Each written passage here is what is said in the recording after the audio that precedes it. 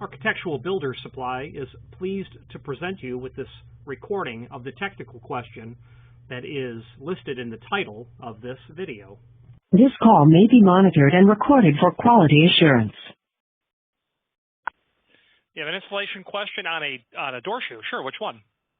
The Pemko 217, so it's kind of a U shape with a vinyl insert underneath. And I'm looking at your website, and the dimensions given there are, there's a ½ inch from essentially the bottom of the door to the bottom of the vinyl insert. When you install that under a door, I have an ADA sill, or a saddle. How much compression should I account for dimensionally in that ½ inch underneath? Like, does it end up being a 3/8 inch gap, and it brushes against that vinyl insert?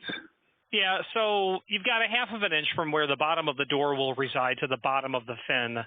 I would account for a dimension, an undercut, to be about 7/16.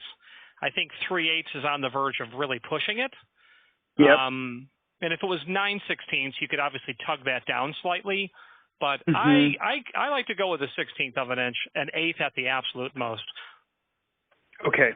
So so plan for 7/16 of a gap there. Okay.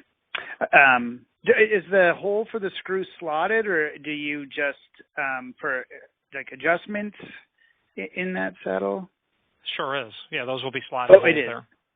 Oh, fantastic. So if it ended up being like too large of a gap, that I could, slide it around. Okay. Yeah, just talk it down.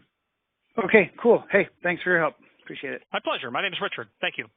Thanks, Richard. Bye. Bye-bye. Architectural Builder Supply hopes you have enjoyed this program.